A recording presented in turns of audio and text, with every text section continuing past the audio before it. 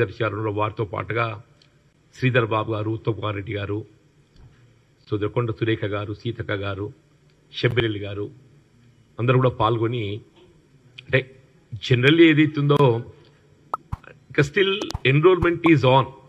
అంటే వాస్తవంగా ఏదైతుందో ఈ పట్టభద్రుల నియోజకవర్గానికి సంబంధించిన ఎన్రోల్మెంట్ ప్రక్రియ మళ్ళీ 23కి వెళ్ళి 9 వరకు దాన్ని పొడిగించడం జరిగింది. The last date for enrolment is 9th November. ఇది జరిగిన తదుపరి ఏదైతే ఫైనల్ నోటిఫికేషన్ తదుపరి we make it election schedule and notification at later stage. 9th December last date. 23rd November నుండి 9th December వరకు ఉన్నది. లాస్ట్ టైం ఏదైతుందో అప్పుడు శాసనసభ ఎన్నికల తదుపరి ఇది ఇమీడియట్గా రావడం జరిగింది, పార్లమెంట్ ఎన్నికల కన్నా ముందు. అప్పుడు ఏదైతుందో మిత్రులు షబ్బీర్ గారు కానీ మిత్రులందరూ కూడా ఆ ఎన్నికల్లో నేను అభ్యర్థిగా ఉంటే బాగుంటుంది అనేటువంటి ఒక అభిప్రాయాన్ని వ్యక్తం చేయటం, నాకున్నటువంటి ఒక ప్రజా సంబంధాలే కానీ out of my seniority with the party and with the people నేను ఐ ప్రిఫర్ టు కంటెస్ట్. అప్పుడు ఏదైతుందో కాంగ్రెస్ పార్టీ ప్రతిపక్షంలో ఉండడంతో ఇవాళ అధికారంలో ఉన్నటువంటి ఒక టీఆర్ఎస్ పార్టీకి ఒక ప్రత్యామ్నాయంగా ప్రజల పక్షాన పట్టభద్రుల పక్షాన నిలబడి పోరాటం చేసేటువంటి ఒక అభ్యర్థి శాసన మండలి సభ్యుడు కావాలనే ఒక భావనతోని ఒక ప్రశ్నించే గొంతుకగా నాకు అవకాశం కల్పించింది. ఆ అవకాశాన్ని for last 5 years in the council.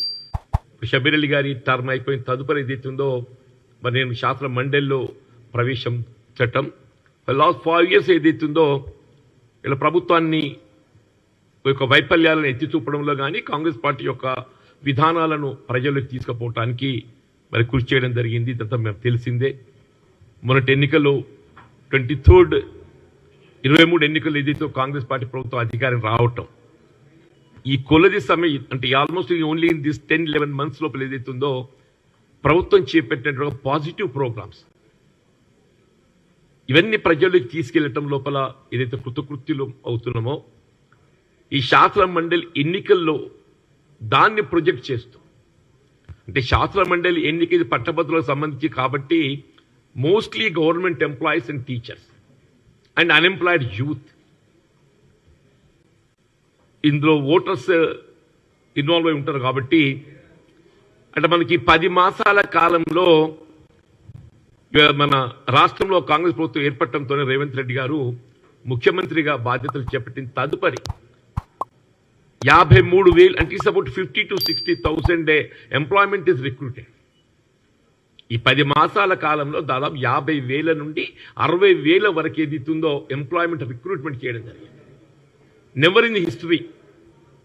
గతంలో ఏదైతుందో టీఆర్ఎస్ ప్రభుత్వం 10 సంవత్సరాల అధికారంలో ఉన్నా కానీ వాళ్ళ మొత్తం రిక్రూట్మెంట్ ఏదైతుందో ఈ 50,000-60,000కు దాటలేదు.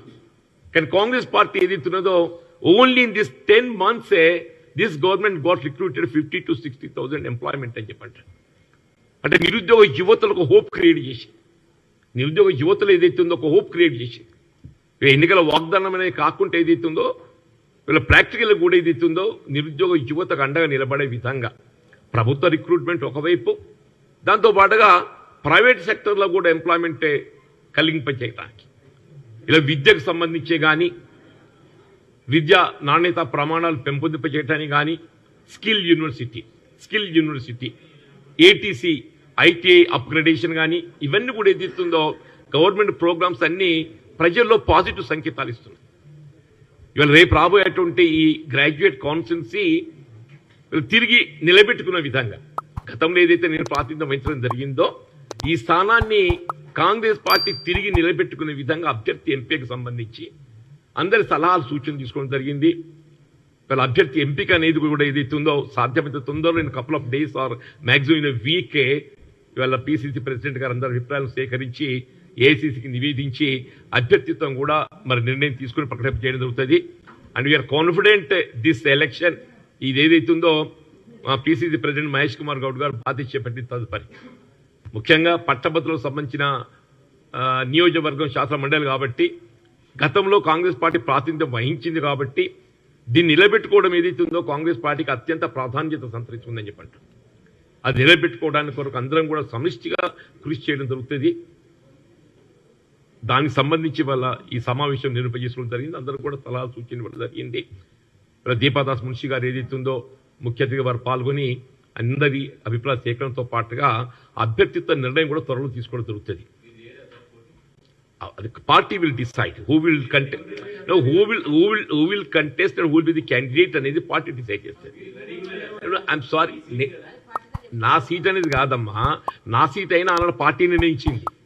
నా సీటు నేను నిర్ణయించుకోలేదు, నా సీటు పార్టీ నిర్ణయించింది. ఇవాళ కూడా ఎవరు అభ్యర్థి అనేది ఇదితో పార్టీ నిర్ణయిస్తుంది. కాంగ్రెస్ పార్టీకి ఒక సాంప్రదాయం ఉన్నది, ఎవరికి వారు అభ్యర్థులు ప్రకటించుకోవడం కాదు. ఎవరికి వారు అభ్యర్థులు ప్రకటించుకోవడం కాదు. కాంగ్రెస్ పార్టీకి ఒక సాంప్రదాయం ఉన్నది. ఆ సాంప్రదాయానికి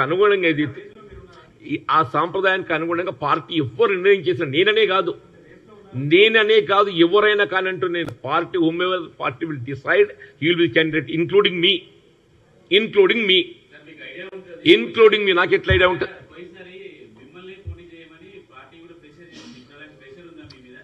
పార్టీ ఈస్ టేకింగ్ వ్యూస్. నాతో కూడా మాట్లాడి సంప్రదించింది. డెఫినెట్లీ పార్టీ ఏదైతుందో